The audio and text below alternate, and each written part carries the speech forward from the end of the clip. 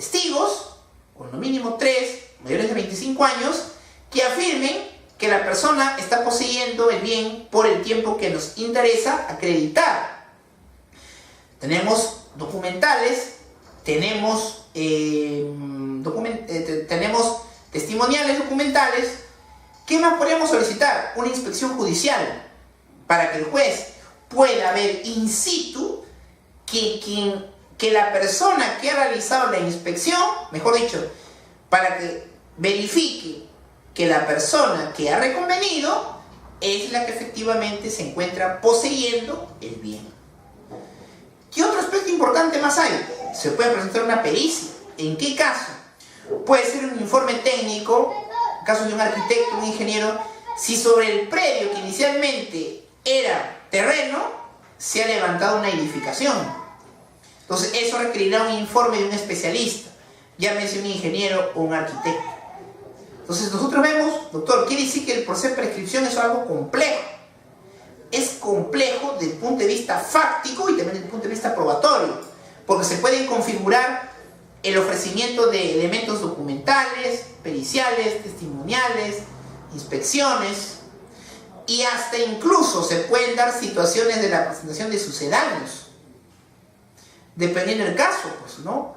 Que yo, por ejemplo, tenga mis cuentas de Facebook, Twitter, correos electrónicos, donde por más de 5, 6, 8, 10 años, yo siempre he configurado o es declarado que mi domicilio es el mismo en el cual se encuentra el bien. Esto ya serían sucedáneos o indicios que podrían inferir que el demandado reconveniente es el que ha obrado o actuado como propietario. Doctor, ¿y este análisis probatorio, si se reconviene, en el caso de una reivindicación, mejor derecho de propiedad por prescripción, tendría que ser objeto de valoración probatoria por el juez? Sí.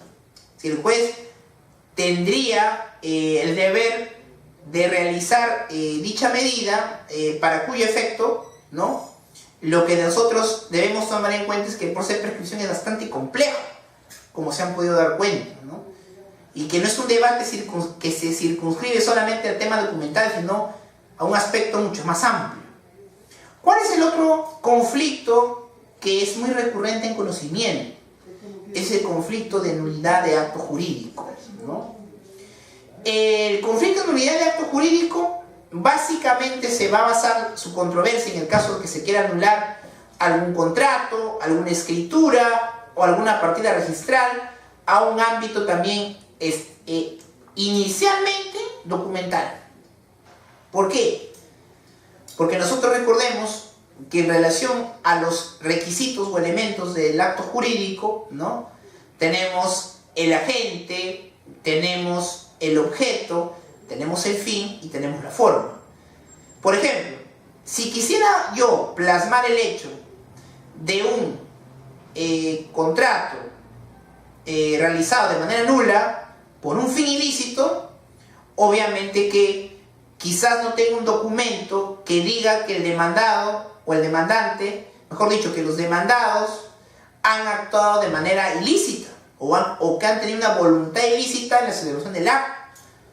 Pero quizás sí cuente con indicios, quizás sí cuente con sucedáneos que me pueden a mí inferir que el demandado sí ha tenido un fin ilícito al momento de celebrar el contrato. Ahora, en lo que se refiere, por ejemplo, a la gente capaz, si yo quiero demostrar que la parte demandada no tenía la capacidad jurídica o de ejercicio para realizar el acto, yo tendría que presentar como medio probatorio necesario y pertinente una pericia. Entonces, ¿qué nos quiere decir con eso? Que dependiendo la causal que se invoque para efectos de una nulidad, obviamente determinará la naturaleza del medio probatorio a presentar.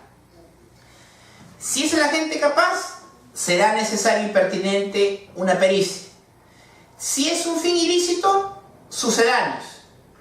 Si es sobre la base del objeto físico jurídicamente posible, quizás será documental.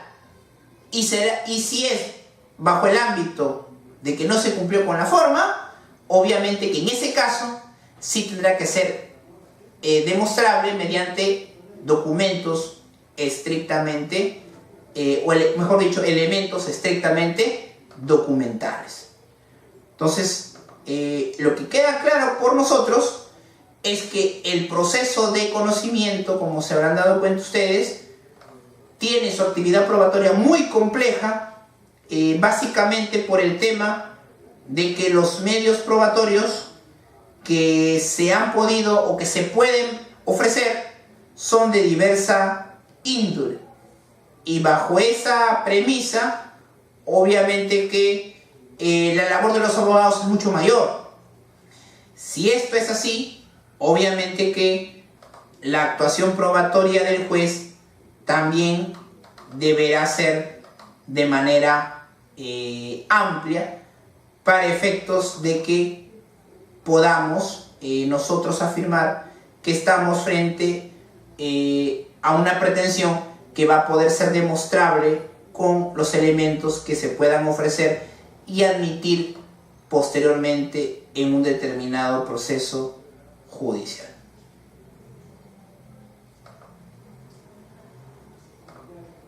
Bien, segundo proceso, mejor dicho, segunda vía procedimental a analizar, la vía abreviada.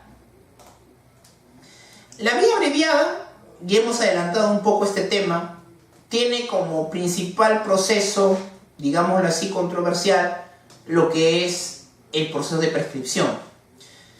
Nosotros, en relación al proceso de prescripción, debemos tener en claro de que no basta solamente con interpretar para efectos probatorios la ley, es decir, el Código Civil, sino que también debemos tomar en cuenta el ámbito o el aspecto del segundo acuerdo plenario, ¿no? O del segundo pleno casatorio, en relación a cuáles son los elementos que debe tomar el juez al momento de emitir una sentencia cuando se trate de un proceso de prescripción. Bajo esa premisa, lo que queda claro de parte de nosotros es que cuando hablamos del proceso de prescripción,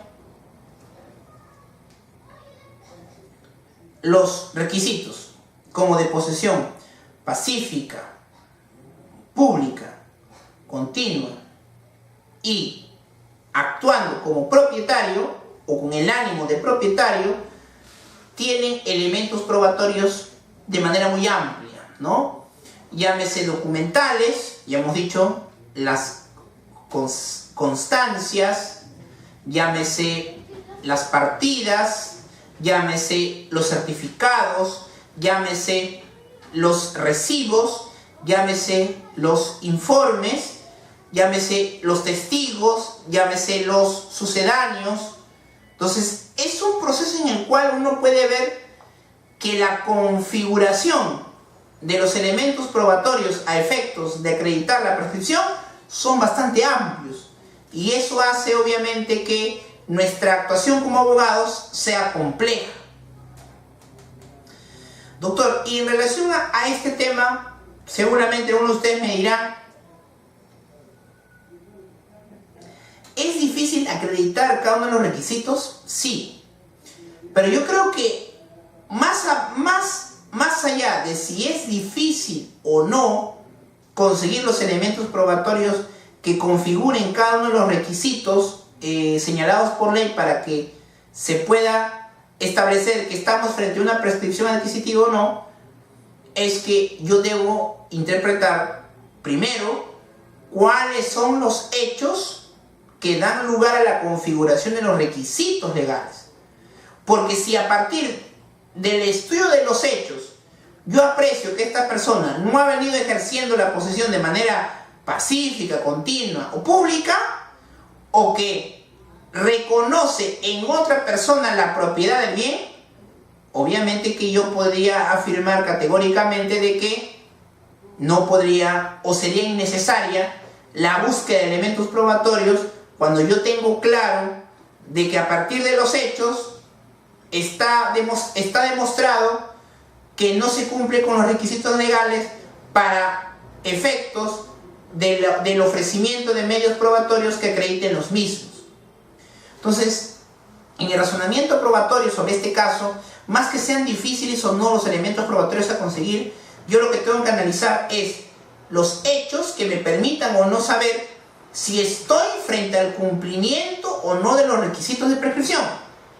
Si estos requisitos no son acreditables, obviamente que yo llegaré a la conclusión de que no será ya necesario hablar de la consecución de elementos probatorios cuando no se cuentan con los hechos que me van a permitir con determinados elementos representar estos hechos que son en sí los requisitos para una demanda de prescripción. Ya. Miriam